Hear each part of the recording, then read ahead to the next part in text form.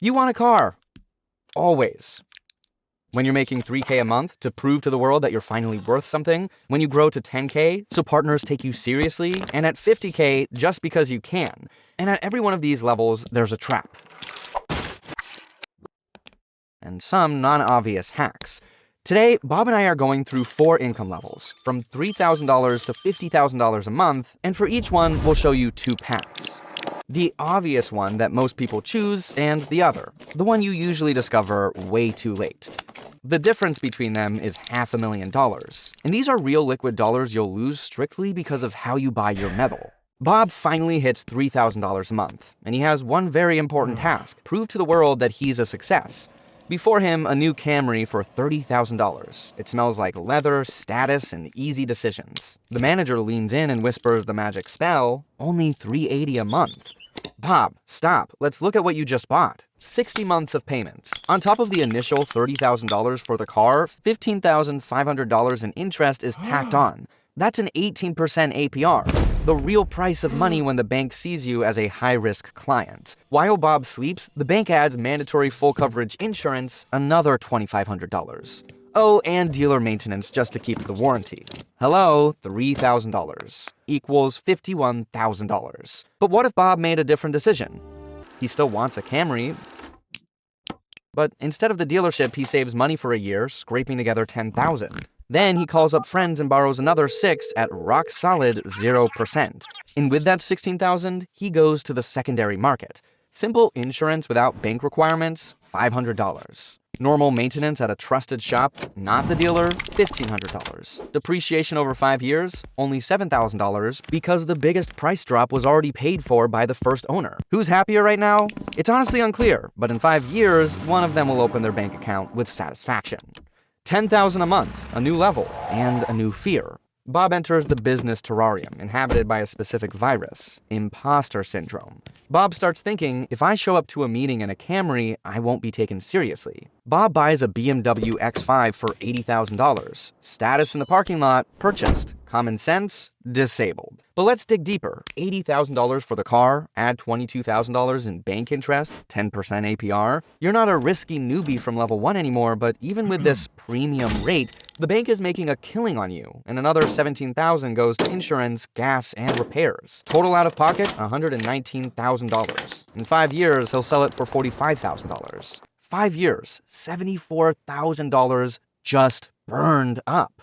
In reality, you can play by different rules. Corporate ones. Instead of buying, Bob leases the same new X5 through his company. A lease is basically a long-term rental where the business only pays for the use of the car. His company honestly pays $43,000 for the lease and the same $17,000 for insurance and gas. But the business writes it off as an expense, saving $15,000 in taxes, so the car cost the company $45,000 in net losses. But here's the real magic. His personal $80,000 didn't go to the car dealer. All this time, it was working in index funds at 9% annually and grew into $123,000 in 5 years. This net profit of $43,000 almost completely covered all expenses for the X5. 45 minus 43, leaving you with only negative $2,000. Same Jeep, but the capital was working while Bob was on his way to meetings. At $25,000 a month, Bob starts feeling untouchable. Small financial rules, a thing of the past. He buys a Porsche Panamera for $150,000. And right here, the government says, oh, hi. Luxury tax, that's minus $1,000 every year just for the fact that this car exists in the garage. In 5 years, that's $5,000. Premium insurance will eat another $10,000. Official premium brand service, where even the air in the tires costs as much as a full maintenance on a Camry, will take another $10,000. Along with the price of the car, Bob physically pulled $175,000 out of his pocket. And the biggest headache?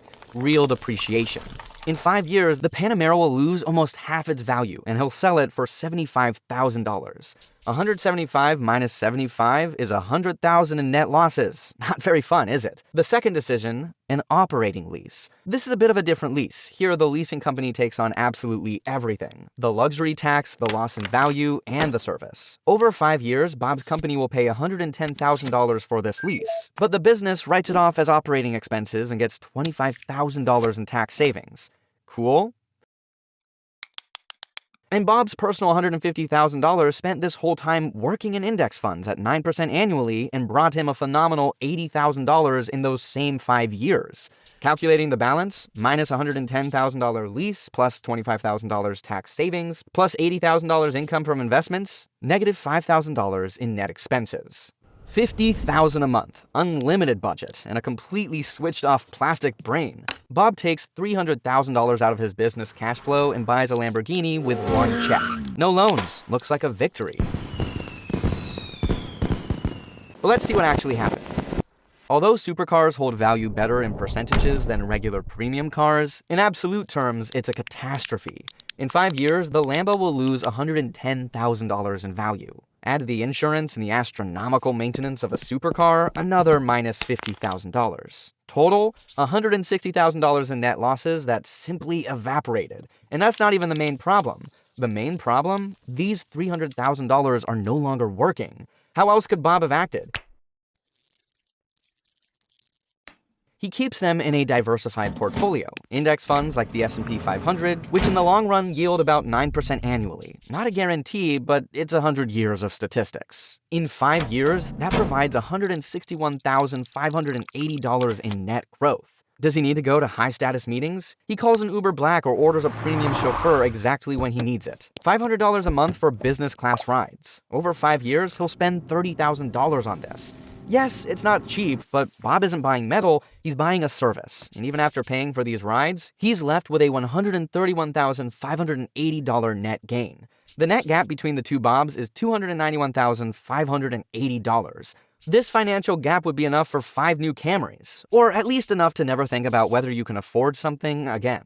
The question isn't whether he can buy it. He can. The question is, does he want to trade $161,580 for it? 20 years pass. The same Bob, the same starting conditions. The same salary at every level. The total benefit between the decisions is $484,580, exclusively because of how Bob chose his cars. You can accumulate metal that begs for maintenance money every year. Or you can build a system that generates money. The bank sells you a payment, the market sells you status, and time sends a bill to everyone. Some people just don't read it in time. And what will you do?